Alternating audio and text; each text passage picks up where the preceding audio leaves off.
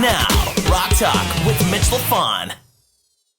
Listen, let's get right into this. 3 Days Grace, brand new record Explosion, set to drop on May 6th. You can pre-order it now wherever music is sold, basically. Brand new single hitting rock radio across the country. Has taken Canada and the U.S. and the world by storm.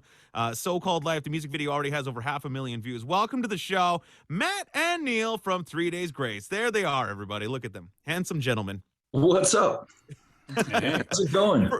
First of all, I just want to start with this because I'm very upset with you guys, and I finally get to grind my axe with you. You broke Van Halen's record for the most number ones on the rock charts. Listen, Matt, Neil, let me just start with you, Neil. You were there the whole time. I'm very upset at you. This is it's quite the accomplishment, but at the same time, you beat Van Halen, the greatest rock and roll band of all time. Talk about that. I think one thing that went in our favor is that the first number one they had was a cover. Right. Yeah. You really got me. Yeah, you really. So I don't know if that had been, if they had a written "You Really Got Me," we'd be screwed. No, but we're very fortunate. Yeah, it's we have this kind of thing where we're just keep your head down and just let's just work. And when we're all grumpy old men, we can sit on our rockers on the porch and then we can celebrate. But for now, it's just let's fucking go. Wow. Look, I mean, if Eddie didn't pass last year, that would be in my commercial for the tour. The band with the most number ones in the history of mainstream rock songs chart on tour. I would be blowing that up everywhere, No, I think that, you should be able to soon. You just got to let a little bit more time pass, but we're not touring till April. So, yeah. Matt, as a guitar player, was Eddie Van Halen a big influence on you? Yeah, I always dug the band, I'm not, for definitely our guitar player, Barry would say yes, for sure. Yeah. I'm kind of a sloppy guitar player. I just get by. So was Jimmy Page, but look what he did. I'm more of a rhythm guitar player than a lead guitar player, but the guy definitely had skill. I actually named my son Eddie, so. Oh, there you go. But it's funny you say that because honestly, Eddie, if you asked Edward Van Halen what kind of guitar player he is, he would say, I'm a rhythm guy. That's really where he got his, playing the scene and all those covers back in the day on the Sunset Strip. Rhythm is 90% of the song. I mean, let's be honest here. It's an integral part. Well, sure, I would say drums are around 70. I would say rhythm is about 42 and a half. I don't know. Yeah. Well, listen, let's talk about this brand new record. Obviously, it's coming out next May with a brand new song, So-Called Life. Matt, I was going to say, Neil, are you producing this stuff too, or are you not playing on it? Oh, just playing. No, not this stuff. Howard Benson's producing. Nice. Yeah, and just Howard and I have started a separate company that we're doing some other stuff with. But no, we put the dream team back together. Howard produced 1X, and he basically did a lot of stuff on Outsider, and then he produced this new album. But we switched it up actually with mixing. Matt and I and everybody else in the band had been geeking out about Bring Me the Horizon and how their record sounded. Dude, that song they put on Fala Ammo a couple fresh. Years, 2 years ago, was oh God, so good. Yeah. And we were like, why this stuff's just jumping out of the speakers, and it's different and it's modern, it's fresh and stuff. And so we kind of did a bit of homework and ended up bringing in this guy, Dan Lancaster, who mixed So-Called Life. So you can kind of hear So-Called Life, hit play and it jumps out of the speakers in that same kind of vein. Yeah. So we just, switching some things up and keeping a lot the same. And for us, it's all about, the songwriting takes up 96.7% of all of our time. Because if we feel like if it's a good song and it's believable and people can get behind it and feel emotions and be engaged and compelled to listen to it, then the rest is gravy. Yeah. And it's funny, listening to rock bands these days. I mean, you either got the Greta Van Zeppelins or you got guys like you where you're not afraid to take a chance and have some really cool program keyboards going on and maybe have some drum beats, drum loops and stuff. And, you kind of explore the sound and the genre. Exactly. Right. And that's a big part of the rock sound these days. It's basically, it's like the Def Leppard approach. Just throw everything into the kitchen sink and what comes out, don't be afraid of it. If it's good, it's good. We as loved long it. as long as it doesn't sound like shit. Right. But it doesn't. Which it does not. You know, it's well, it's just we're like I said before, like we're so into like what the message is, what the lyrics are, Right. and like what, you know, if people can like hear the lyric and hear the message in the song, you know, like Matt and I talk about this all the time. It's like, does it sound like we are, or this artist or whoever we're listening to is like living and dying on the microphone, or does it sound like they're reading off a piece of paper to make money?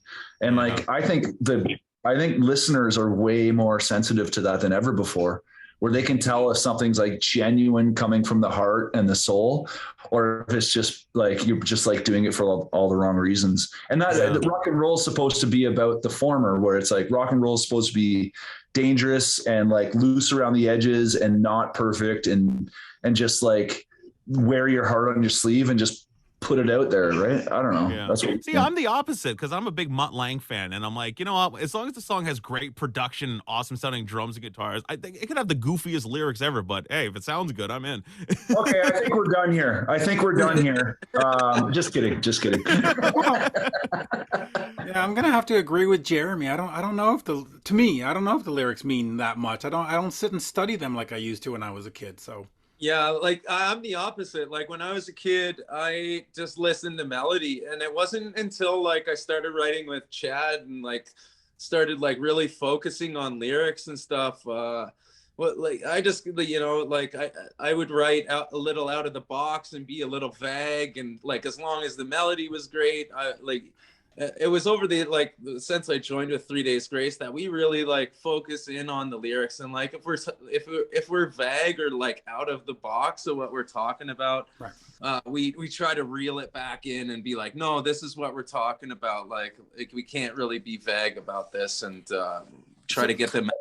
So then lyrically, are you trying to? Sorry, go ahead.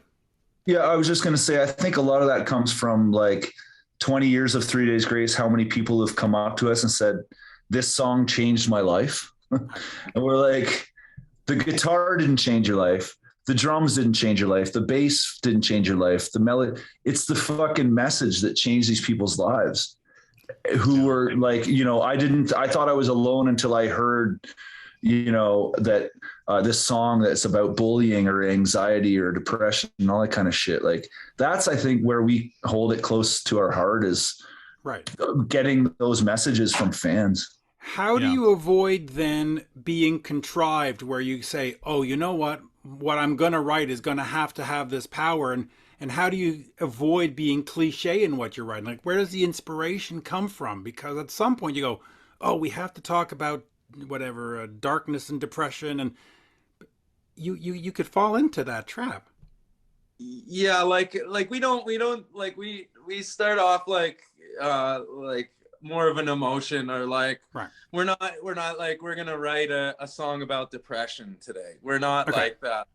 It comes from a real place. It's like, okay, if I feel depressed, then I'm gonna write a song that is about like my depression. If I feel happy, I'm gonna write a song that is about me feeling happy, or some of these songs like are about like more of a like a bigger subject, like a worldly, like universe type thing, or like what we're doing here and what we are like, and trying not to like worry too much about the small things, because in reality we're just like floating around on this crazy rock in the middle of, like, and we don't even know how far it goes. And like I think over the years, like, and on this record you'll hear a few songs about that, like where we've even gone further out about like what the hell is going on here and what we're doing, like in this crazy rock in the universe burning.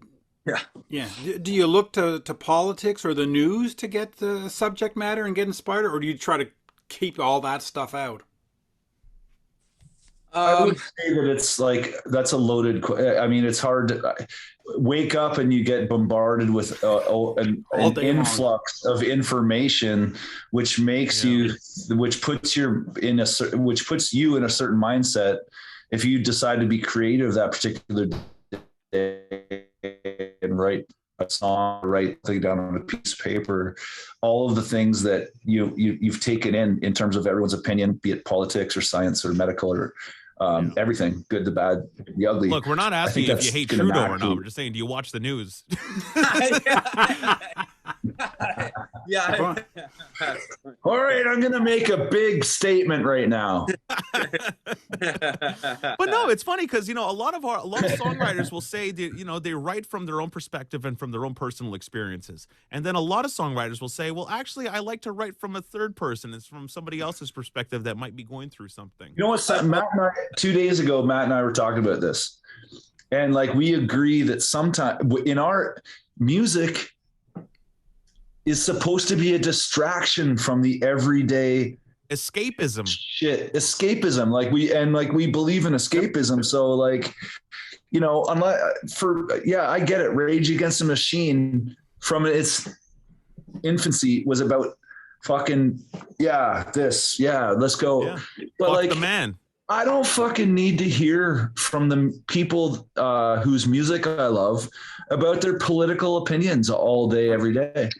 Yeah. I mean, that's just me. Like, I don't look to music for politics. I look to fucking CP24. Listen, I'm going to fully agree with you. The other day I was walking the dog and this Bon Jovi song came on in my ears from their last album in 2020. And he was talking about PPEs and COVID. And I'm like, no, I don't want Bon Jovi to be talking to me about COVID. I want to walk my dog and just live on a prayer. And I was like, this is not going to work for me. So, yeah, I agree. We need to get away from that. Let's escape. So, yeah, escape. Well, talking about, you know, trying to make a connection with the fans and, you know, it's all about the fans. I mean, this person commented on the video just 2 days ago for the new song, which is available now. Go stream it wherever you get your music. Yep. They wrote, this band has saved me more than once. They understand the real struggle of addiction, the struggle of wanting to give up, the struggle of a bipolar person, the highs and the lows. Never felt so close to music. And when you get messages like that from fans, what does that mean to you? It means they must be paying really close attention to the drum parts. Right. That fill at 236. I mean, sorry, the lyrics. They're listening to the lyrics, you know. We pride ourselves. We come from honesty, and we go through. I think that if we can put into words what other people are feeling to the point where they can see their own lives in our music and art, I think that's like a beautiful, powerful thing in art, right? But imagine like painting a painting and, you know, everyone goes up to the Mona Lisa. I don't know if this is a good analogy, but goes up to the Mona Lisa. Like, is she smiling? Is she smirking at me? Like, that's me. I can see myself in her. I don't know. That kind of shit. I don't think I'd want to see myself in Mona Lisa. No. You sort of made fun of the music and you said, they're not here for the drum parts and stuff. But does that mean that the music is secondary to you? I don't think they would be compartmentalized. I think it's like the whole thing is like a big. The whole thing is hard to make where people are. Yeah, like I think there's like, and we're a band, so there's four of us, and there's different people in the band that listen to different things. Right. So for me, like I like lyrics, but I'm a melody guy more than a lyricist. Like I'm okay at lyrics. Right. I'm more of a melody guy. I can make melodies all day long. Right. And that's what I listen to. So like I bring that to the table. Neil's a very good lyricist. My brother is a good lyricist, and he also keeps us in the box of what we're talking about. So like, and Barry's like obviously a good guitar player and brings riffs to the table and also counter melodies and tingly jinglies. So we all bring our thing to the table that we, you know. You all add your own color at the end. Yeah. Yeah. Right. Neil, talk about the drumming on this record, for example. I mean, everybody is using the same drum samples and drum replacements in the mix and everything. Are you recording your drums one take off the floor, or what's going on there? Yeah, who's everyone? Everyone? Put on rock radio. Everybody's drums sound the same these days. But the cool thing about your record and So-Called Life, I know the floor tom is what stuck out to me. I heard it sounds like a real floor tom. So Yeah, we kind of zig when everyone else is zagging. Like we're just like that's just like the way that we play that I played. Yeah. Yeah. But I mean, it's real drums on the floor in the studio, real mics and everything. Oh, one take? No, it's not one take. No. It's when I do it. Sometimes I'll do 2 takes. Sometimes I'll do 47. Right. Until it's like, wow, that one's crushing it. That sounds good. Right. Well, listen, brand new record called Explosions coming out on May 6th. You can pre-order it now. What else can we expect on this record? Are we going to get pretty much 3 Days Grace, or are we going to hear some more experimental stuff in there that fans aren't necessarily used to hearing? I think like we reel it into classic stuff, and we also experiment a bit. Like it's a pretty dynamic record. We have some heavier songs and then some lighter ones. Like, you know, we like to do all fill it in, not just have every song rocking and like bring it down on back up. Yeah. Just one more question, Mitch, just real quick, Matt, in the studio for your rhythm guitar parts, are you using real amps or are you going the digital route? Oh no, we use all real amps. Yeah, all organic. But like we'll put on some effects and stuff through plugins and stuff. But I think most of the stuff that Barry does is like analog before it goes in. So yeah. We got a beach going on back there, and big naked black guy. That's kind of exciting. Hey, he's an icon, man. It is. Matt, I just wanted to ask you, vocally, are you approaching it the same way you were 3, 4, 5 years ago, or have you changed your vocal style, or are you trying to do something new? Where are we vocally? Well, for me, like I take vocal lessons every week, and through touring and just like, you know, you build it up stronger, and you kind of know where you're going and what you can do and what you can't do. And I feel like every record becomes a little stronger. And also like our producer, Howard Benson, he's like super good at harmonies and stuff. So he sound like a champ. So that's why he keeps getting those Grammy nominations. And by the way, I'll wrap up on this. And Jeremy, I think you know the story. 3 Days Grace is the band that almost decapitated my daughter back in 2006. That's right. We were at the Metropolis in Montreal, and their former singer was having a hissy fit that night, and he threw his mic stand across the stage, and we were on the stage, went right over her head. Oh, an inch down, and she would have been knocked out, but we survived, and here we are doing a fabulous interview. And yeah, man, Matt, just always a pleasure to talk to you. And just real quick, what's it like to be in a band with your brother? Because that's do you tell him how to do stuff and then tell mom to tell him how to do stuff? Oh no. No, we get along. It's been fun, you know, like when I was in My Darkest Days and 3 Days Grace was touring a lot and My Darkest Days was touring a lot. Right. You didn't see much of each other because I was starting my own band back home. He was out on the road on the first record, second record. So then, you know, when this happened, we got to see a lot more of each other. And, you know, Neil recorded my first riff ever. Barry gave me the first guitar. So it was awesome to be able to be in a band with the guys. And like, we talked before about maybe doing a side project at some point, but it just became a reality at one point, and I was ready to jump in. Jump in, yeah. Nice. And I'll just ask you about that jumping in, because you really replaced them to save their tour. Was that sort of a stopgap, and you're just going to replace them to help them on the tour, or was it like, no, you're going to be our singer right now? No, it was kind of like we were just looking like to the next couple of months, because you know they were blindsided at the time, so we're just looking at the next tour. And then it just became the next tour, and then we released a single, and then it was like, I was going to be perfect. Yeah. Well, listen, brand new record Explosions coming out on May 6th. You can check out the brand new song So-Called Life, available for streaming right now. Are you guys going to do the vinyl? Going to do the cassettes, CDs? What's going on with that? The whole thing, 8 tracks. Yep. Nice. Everything. Nice. Everything. It's the way to We need do the it. double album, gatefold vinyl, all of that stuff, 100%. We're gonna like Columbia House, Columbia House, where you can get all of them for free. Yeah. Yeah, all that kind of stuff. Do all that. That'll be Well, great. listen, we're going to wrap up because we're getting the signal that when the drummer starts changing his virtual background, he's having a terrible interview. So we're going to wrap that up. I'm having a great time. Thanks a lot, guys. Appreciate it. Best of luck with the record, and we'll see you around. Thanks a you. lot. See you later. Thanks. Bye.